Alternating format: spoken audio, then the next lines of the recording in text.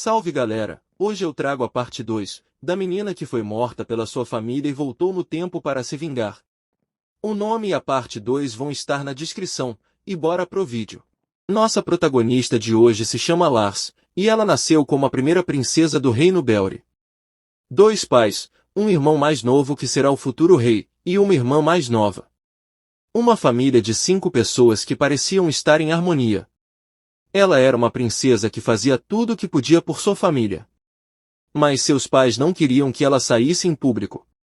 Mesmo assim, ela fazia todos os trabalhos com calma, sem reclamar, pois ela acreditava que sua família só estava a protegendo. Além de política e da diplomacia, a princesa Lars gostava de estudar magia. Mas então o Império de Chariot faz sua irmã mais nova, Nicola, refém e inicia uma guerra. Seus pais imploram para Lars, que tem mais poder mágico de que qualquer outro membro da família real, ir salvar sua irmã. No entanto, quando ela estava no campo de batalha confiante que havia vencido a guerra, o reino de Belri declara rendição. Eles declararam rendição sem informar as pessoas que estavam no campo de batalha. Com a condição de Nicola ser liberado, o reino ofereceu a princesa Lars para o Império Chariot. O imperador do Império de Chariot oferece a ela se tornar sua imperatriz, mas ela recusa, pois não trairá seu reino. Ela não queria acreditar que seu reino havia lhe traído. Anos se passaram nos quais ela sofreu torturas intensas.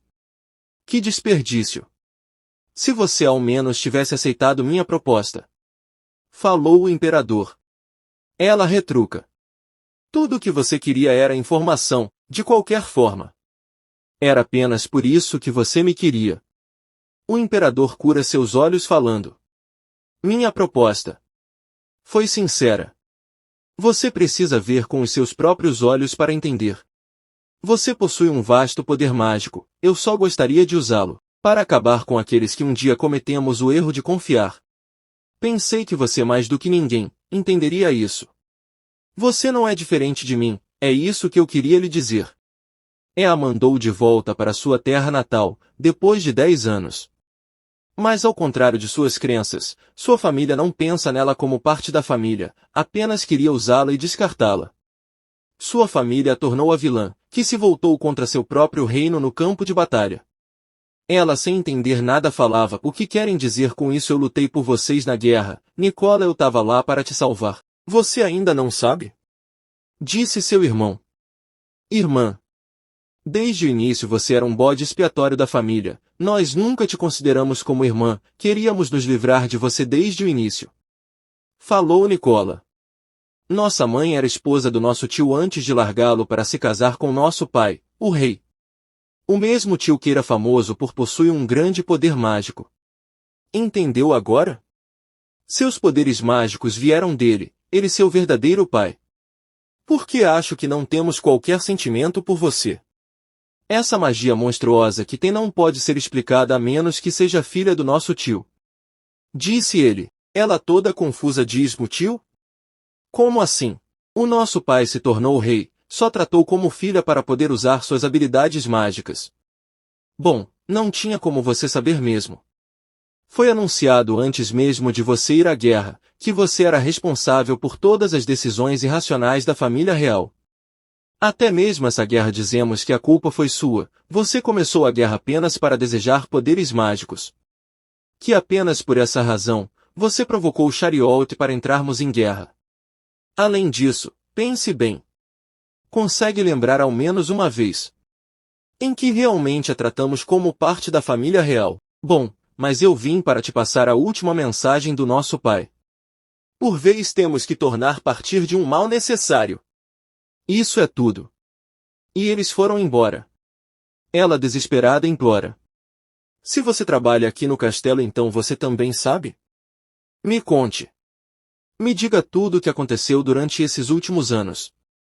Ela não queria morrer sem saber de nada, então ele fala tudo.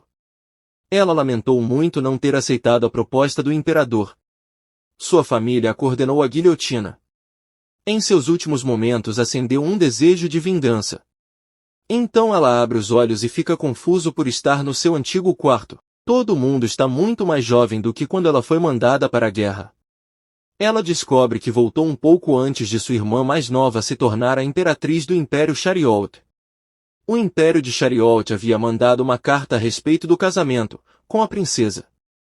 Ela começou a pensar que, claramente o conteúdo da carta não fala da segunda princesa Nicola, provavelmente querem convidar a princesa de Belri para se tornar imperatriz. Ela, sem acreditar, começa a verificar seu corpo e ver que não tem nenhum machucado. Voltei no tempo? Por quê? Como? Não estou entendendo nada, mas só sei que tudo o que aconteceu foi real. Ela se olha no espelho e se vê com os olhos enfaixados, e estremece de raiva. Começa a lembrar quão doloroso foi. Fui enganada. Eu acreditei neles como um idiota. Por isso, eu nunca os perdoarei. Até meus pais me usaram, o estúpido do Eric só queria o caminho mais fácil, e Nicola que se esconde como uma raposa, enquanto aproveita a situação. Esses merdas ficaram brincando com minha vida. Ela pede desculpa e disse que está meio estressada ultimamente. Ela fala que não precisa relatar ao rei pois ele já tem muitas preocupações em relação ao Império Chariot. Ela decide que não vai mais deixar que se aproveite dela. Pelo bem da família real e pelo bem do país, ela tinha decidido que aguentaria tudo, mas no final acabou como vilã. Minha empregada desesperada a chama dizendo que Sua Majestade requisita sua presença. Meu pai chamou. Sim. É sobre a carta do Império Chariot. Sua Majestade tem algo para discutir sobre a carta que chegou hoje e quer que toda a família se reúna. Falou a empregada. Pensa a protagonista. Certo, a palavra família. Foram vocês que destruíram essas palavras. Vocês mal conhecem. Todos que estão aqui sabem a verdade. Muito bom. Entendi. Poderia limpar meu quarto, por favor? Falou a protagonista. Se eu realmente voltei ao passado, em breve, Sua Majestade revelará o conteúdo da carta enviada pelo Império Chariot. Em Belri há duas princesas, eu e Nicola. No final foi minha irmã Nicole que acabou se tornando imperatriz. Tudo fazia parte de uma estratégia para nos render, nunca passou pela nossa cabeça que era uma armadilha para conseguirem uma refém. Se querem me tratar como a vilã, fiquem à vontade, vou me tornar a vilã que querem então. Nós é mostrado todo mundo reunido em uma mesa como rei pedindo desculpa, falando. Como já sabem, esta manhã recebemos uma carta do Império Chariot. O imperador de Chariot solicitou uma princesa de Belri para ser sua imperatriz. Bom. Depois de discutir o assunto decidimos escolher Nicola. Nosso protagonista tristemente pensa. Nicola, que recentemente atingiu a maioridade foi escolhida, o natural seria me escolherem devido à minha posição como primeira princesa. Mas quando isso aconteceu antes, eu não tinha qualquer suspeita deles. Como irmão mais velha, eu só queria apoiá-la, mas agora eu sei que desde o princípio, eu nunca fui uma opção para eles. Afinal, a Nicola era naturalmente amável. Em contraste, para eles era mais fácil apenas fingir comigo. Isso fica ainda mais claro, considerando que eles me jogaram no campo de batalha para resgatar Nicola. Eu concordo. Se for Nicola, tenho certeza que ela será uma excelente imperatriz. E além disso será uma ponte entre Belri e Chariot. Se for Nicola, até mesmo as questões políticas ainda não resolvidas não serão um problema. Disse Eric. A expressão de Nicola, ela está com medo de perder essa oportunidade, pensa Prota, e fala. Me desculpe, mas... Não concordo. A mãe surpresa fala. Lars, o que você quer dizer com isso? Como irmã mais velha, por que você não demonstra seu apoio para Nicola? Nossa protagonista se levanta falando. Sim, definitivamente Nicola seria uma ótima imperatriz. No entanto, estamos falando daquele tirano. O tirano Zephon-Barb Vervena. O imperador de Chariot, um homem conhecido por ser cruel e sanguinário.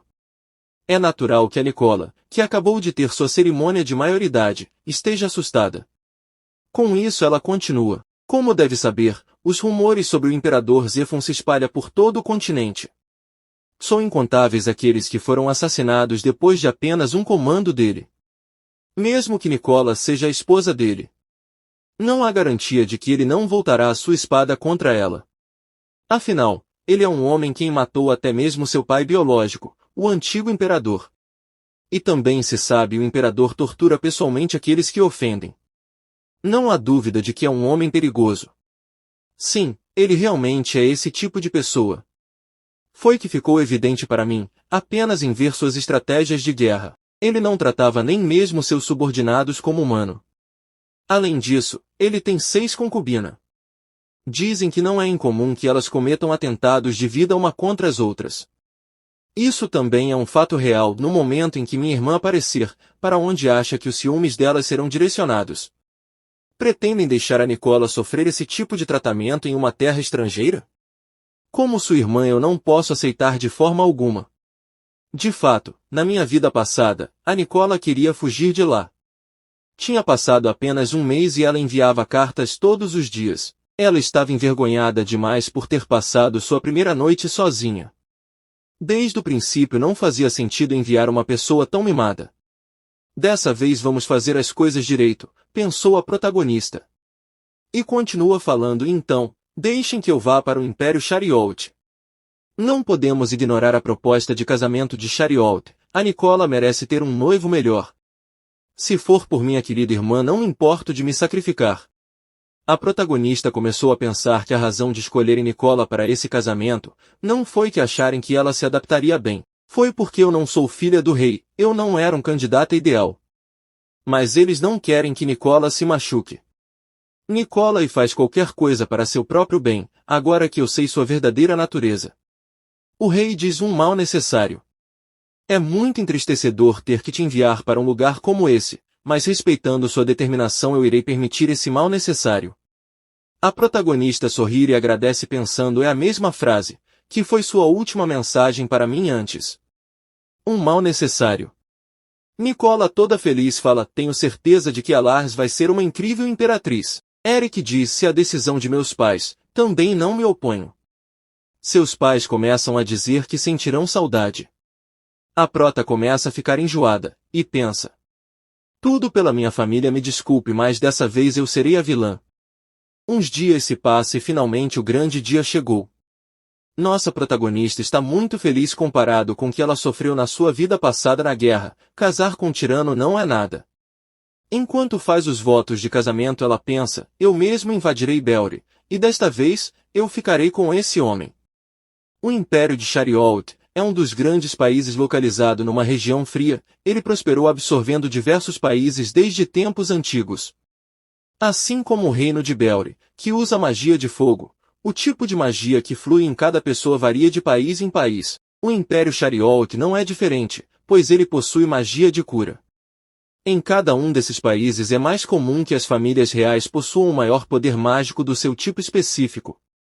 Na terra natal da nossa protagonista, era para sua majestade, e o príncipe que tem sangue puro, incluindo Nicola que não herdou os cabelos loiros, eram para possuir mais poder mágico, mas todos são fracos. Por ela ser a única da família que herdou poderes mágicos potentes, com certeza esse foi o motivo de acharem que ela herdou o sangue do tio. A mãe, que era sempre cortejada por todos os homens de sua época, estava comprometida com o tio, o segundo príncipe, e também possuía o maior poder mágico entre seus irmãos, e no final acabou ficando com o primeiro príncipe, o rei, para se tornar rainha. O antigo imperador de Chariot tinha mais de 10 concubinas então, naturalmente, também tinha muitos filhos, dentre eles Efon possuía um poder mágico extraordinário, e foi escolhido o herdeiro do trono, se tornando imperador em menos de um ano após o anúncio. Ele aproveitou o caos gerado pela guerra para tomar o trono. Falam que para isso ele matou o antigo imperador. E como imperador ampliou ainda mais seu território, e tomou 6 concubinas no processo. Elas vivem no mesmo palácio, e o poder do qual usufruem não é irrelevante, esse fato não vai mudar apenas por ter uma imperatriz. Nossa protagonista está pensando no que o imperador disse mais cedo, ele falou que, não tenho qualquer intenção de ajudá-la, nessa guerra tola entre as concubinas, não tenho por que interferir. Agora que a cerimônia terminou, não tenho mais nenhuma razão para ficar aqui. A única pessoa que ela pode dizer que está ao seu lado é o criado, sim, que trouxe consigo de Belri. Uma pessoa que não a salvou na sua vida passada, mas também não se tornou um inimigo. Como ele contou sobre todos os acontecimentos que ocorreu durante a prisão. Ela pensa que não é exatamente porque confia nele, mas é uma pessoa boa para ter ao lado em um lugar onde ainda não sabe diferenciar amigos e inimigos. Ela pergunta. Sim, está bem com isso. Eu te trouxe sem pedir sua opinião. Sim, como foi sua ordem? Fala ele sem qualquer expressão. Eu não tinha percebido isso na minha vida anterior, mas quanto mais eu olho, menos humano ele parece. Como empregado do castelo seu trabalho era excelente, mas ele também não falava muito, ele só fazia o trabalho em silêncio. Por isso ele não se dava bem com os demais, pensa ela. Aí ela percebeu, nenhuma criada sequer veio até os seus aposentos. Como imperatriz deveria haver uma ou duas pessoas esperando no quarto, mas não há nenhuma criada para limpar. Honestamente, não me incomoda, já tendo vivido em situações piores, como quando estava em cárcere ou no campo de batalha, mas não posso permitir que isso continue. Mais do que tudo eu não quero mais suportar a vida como ela é, vivendo como se fosse a única opção. Alguém me traga um pouco de água. Vou pegar agora mesmo. Disse sim. Ela o impede com a mão, e pegando uma criada próxima pergunta. Não me ouviu. Me responda. Por que está me ignorando? Não sabe quem eu sou. Continue, não responda. Começarei queimando o seu rosto. A criada desesperada diz, me desculpe, me desculpe. Foram ordens da governanta. Me traga um copo de água agora mesmo, eu a pouparei. Aqui está a água. Ela pega o copo d'água e joga na empregada dizendo, como você respondeu antes, apenas sofrerá isso. Entendeu? Sim. Muito obrigada. A protagonista manda sair, pensando se ela está seguindo ordens. Não há por que fazer mais do que isso. Se fosse a eu do passado, meu coração doeria ao fazer algo assim. Bom, então é uma das concubinas. Não importa a quem eu pergunte. Quem deu a ordem foi a governanta. Isso não era o que eu estava esperando. Sim. Pode me trazer a governanta. Certamente. Antes disso, será que eu deveria me preparar para o encontro? Pouco tempo depois é mostrado a governanta com raiva pensando, tenho muita coisa para fazer mesmo assim. Além disso, esse homem me trouxe aqui sem nem me explicar o motivo. Aproxime-se. Temos uma conversa pendente, não concorda? Alguns momentos antes, ela estava rasgando as cortinas e pensando, quebrar as coisas. É tão emocionante. Voltando para o atual momento.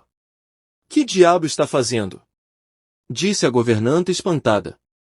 A protagonista alegremente responde, isso.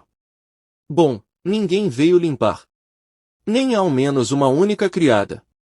A responsabilidade é sua, como governanta, de mandar alguém fazê-lo. Mas por que todos ignoram meus comandos? Por causa disso, eu estava me sentindo tão sozinha. Por que está dizendo essas coisas para mim? E de que isso importa? Com que autoridade você ousa quebrar tudo desse jeito? Eu, por outro lado, fui encarregada da organização do palácio pelo próprio imperador. As minhas ações são extensões das ações dele. Você deveria ficar agradecida por ter um quarto como esse. Por favor, não me entenda mal mais, você não passa de uma decoração para o título de imperatriz. Já há muitas mulheres adequadas para o imperador Zefon aqui. Você não passa de uma princesinha tola. As criadas não querem servir um reino que não possui nada além de poder mágico. E também é uma expressão das opiniões delas, que não querem servir a princesa morcego. Não podem te aturar nem por um dia, alguém como você nunca entenderá as dificuldades da vida das criadas. Mesmo que você seja apenas uma decoração, agora que expliquei, consegue entender melhor a sua posição, não é? Bem, não é como se estivesse negligenciando nosso trabalho. Mas eu acredito que, o imperador algum dia irá reconhecer como imperatriz. Então, até lá, eu não acho que a atitude das criadas vai mudar. Antes de tudo, se responsabilize pelo seu próprio quarto. Como vai conseguir ser uma imperatriz sem nem isso consegue fazer? Você será uma serva do imperador até o fim. Você não passa de uma bastarda, não tenho por que continuar com essa conversa. Espere. Por acaso você não consegue entender o que significa o fato de que eu sou a imperatriz? Não me lembro de ter perguntado a sua opinião sobre qualquer coisa. Então por que eu tenho que aguentar essas suas asneiras? Não vai responder. Muito bem, então. Então não há nada que eu possa fazer. Você disse que as suas ordens é equivalente às ordens do imperador, certo? Então vamos botar isso em teste. Vamos pensar, passar um tempo com um enfeite que não vale nada ou a sua preciosa criada ferida pela sua decoração, será que ele virá correndo, então? Tanto importa para mim, se eu puder ver meu querido marido, eu não me importarei mesmo que ele apareça só para te ajudar. Estou trêmula de empolgação. Ela agarra o cabelo da empregada. E fala. Bora ver o que vai acontecer quando eu fizer isso. Vamos descobrir juntas? Que tal? Ela pega a tesoura. E a governanta desesperada pergunta. O que você está fazendo? Como é só o meu primeiro dia aqui, irei te perdoar mais em troca, seu cabelo. A governanta clama por perdão. Por favor, pare. Acalme-se. Eu me arrependo de tudo que eu disse antes. Se você ficar se mexendo assim, vou acabar cortando o lugar errado sem querer, é isso que você quer? E ela corta o rosto, rindo, dizendo. Vai parar de se mexer agora. E começa a pensar, eu costumava gritar tanto, mesmo sabendo que não serviria de nada. Ela zomba da cara da criada falando. Não se preocupe. Afinal, você é uma criada próxima ao imperador, não é? Então por que não pede para ele te curar? Eu estava errada, Vossa Majestade. Fui estúpida. Vou mandar as criadas limparem seu quarto agora mesmo.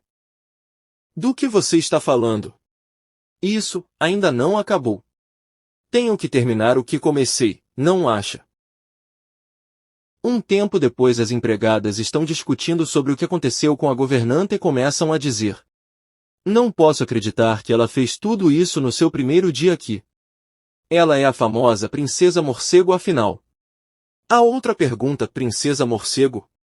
Não sabia? É o apelido dela. No reino de Belry ela derrotou o príncipe Eric, o herdeiro ao trono. Ela é famosa por ser uma pessoa horrível. Ela aumentou os impostos para poder celebrar festa com os nobres todos os dias. Ameaçava o rei e a rainha, para que mudasse as leis como ela quisesse. Dizem que ela é culpada pelo incidente em que o navio de uma nação aliada foi atacado. A família real de Belry é caracterizada pelos seus loiros, que simboliza seu poder mágico, mas apenas a princesa Lars tem cabelo escuro. Por causa do seu comportamento imoral passaram a chamá-la de Princesa Morcego. Segundo os rumores, ela sequer tem relação de sangue com o rei, e sim apenas com a rainha, que a teve antes de se casar com o rei. Em outro lugar o criado do imperador pergunta. O que pretende fazer com relação à criada Vossa Majestade?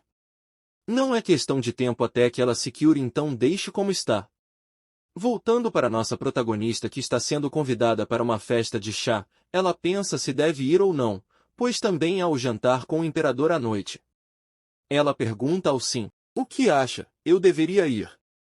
Ele dá uma resposta bem genérica, deve fazer o que achar melhor Vossa Majestade. Ela descobre que quem enviou o convite foi a quarta concubina. Aí ela se lembra da sua vida passada, onde a quarta concubina a visitou no calabouço. Meus cumprimentos, princesa de Belry. Meu nome é Elisa Nett, a quarta concubina.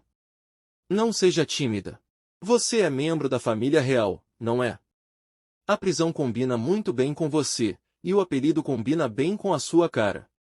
A feroz princesa morcego, no calabouço, talvez se você implorar, eu tenha piedade. Se você falar, por favor tenha piedade desse selvagem de Belry, talvez eu considere te dar um copo de água.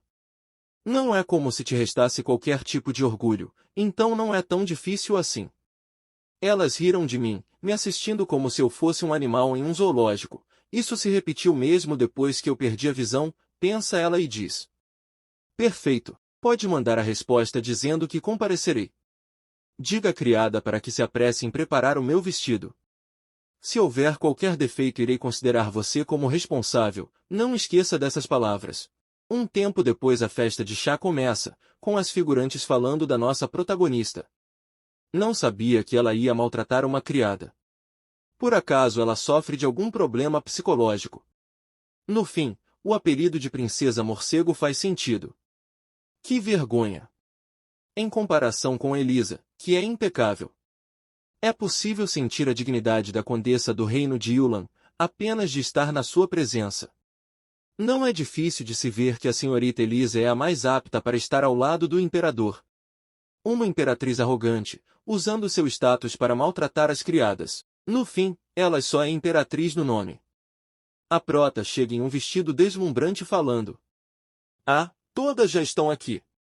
Tenho estado à sua espera, Imperatriz Lars. Espero que a comida lhe agrade. Como é a vida no Palácio Imperial? Você já se acostumou um pouco com Chariot? Nós nos preocupamos com você. Já que vem de Belri, e agora deve assumir a posição de imperatriz, deve ser uma carga muito pesada. Com isso as outras tomam liberdade para falar também. Eu vi que trouxe um assistente do seu país, um homem correto. É verdade que você forçou sua irmã a desistir do trono de imperatriz? Com relação às criadas, você realmente fez tudo aquilo? A prota calmamente bebendo seu chá, como se nada tivesse acontecendo. Elas não satisfeita continua falando. Seus cabelos são negros. Essa é uma cor que não existe na família real de Belri, não é? Elisa fala, você por acaso é uma filha nascida fora do casamento? Nossa, isso foi um pouco demais. Sinto muito. Mas eu estou muito preocupada. O imperador tem cabelos lindos e prateados, não é? Não tem vergonha de ter esses cabelos sujos. A protagonista começa a pensar, bom, eu não sou afetada com essas asneiras, mas se elas vão agir desse jeito, então. Sim, sou uma filha nascida fora do casamento, por isso passei por tanto sofrimento, você descobriu meu segredo. No entanto, quando a senhorita Elisa tiver um filho com o imperador, isso não quer dizer que será um filho nascido fora do casamento, também. Pobre criança, filho de uma mera concubina. Uma criança que só herdará a metade do sangue real e que nem será amada por seu pai. Será o filho de uma concubina impura, os rumores irão se espalhar sem controle. Também devo lembrar que a criança talvez nasça sem o cabelo prateados, e se ela tiver cabelos e olhos igual aos seus, a paternidade será uma incógnita. Bom, em primeiro lugar eu duvido que Sua Majestade reconheça o seu filho. A concubina com raiva levanta e exclama. Cale a boca! A protagonista sorri e fala. Então, eu vou me retirar agora. Foi uma festa de chá bem divertida, convide-me em outra ocasião. Tenho um jantar com Sua Majestade esta noite. Espero ansiosamente pelo nascimento do seu filho, mal posso esperar para ver com quem ele parecerá. A concubina com muita raiva pensa. Como assim? Ela vai se encontrar com o imperador? Eles vão passar a noite juntos? Ela acha que eu me importo? E daí que eles vão jantar junto? Eu faço isso com ele com frequência. Mesmo que já faça um tempo que nós comemos juntos. Nunca reconhecerei essa mulher como imperatriz. Eu definitivamente vou expulsá-la. Sua Majestade não pode se apaixonar por ela. Com isso a concubina avista 2 baldes de tinta branca, e fala. Espera, ela não disse que hoje jantaria com o imperador. Bom, eu deveria ajudá-la a se preparar. No mesmo momento em outro lugar, nossa protagonista está toda arrumada. Sim, me ajudará com meu cabelo, então pode se retirar. A criada entra com uma carta na mão falando. Com licença, esta é uma carta de Sua Majestade, ele disse que está à sua espera. A protagonista pensa uma carta, eu irei vê-lo no jantar, não há qualquer necessidade de me enviar uma carta. Ah, entendo, que óbvio. Interessante, ainda tenho tempo até o jantar. Então posso brincar um pouco com ela. Vamos ver se ela é capaz de me infringir uma ferida que seja. Aí ela vai ao encontro, mas não tem ninguém, mas do nada cai tinta sobre ela. A concubina aparece no segundo andar. Não sabia que a imperatriz estava aí. Desculpe, eu não tinha notado. Que coisa, e como a hora do jantar com Sua Majestade chegando, e o vestido que foi escolhido com tanto esforço agora está todo arruinado. Pensando pelo lado positivo, seu cabelo não está mais brilhante e claro agora desse jeito. Muito bom assim, não acha? A concubina sai sem esperar a resposta, e o imperador só observa tudo. A protagonista fala. Sim, prepare um vestido para que eu possa me trocar imediatamente. E me ajude com meu cabelo. Sim, Vossa Majestade. Um tempo depois Sua Majestade o imperador impaciente esperava, já tinha passado muito tempo, Começou a pensar. Que decepção, apesar de a chamarem de morcego de Belry, no fim ela não passa de uma fracote, aposto que se trancou no quarto aos prantos. Ele se levanta e fala, vamos embora. Vossa Majestade. Lamento por fazer esperar tanto tempo. Estava terminando de me preparar. Então esse foi o vídeo pessoal, quem gostou já vai deixando aquele like e se inscreve. Até a próxima.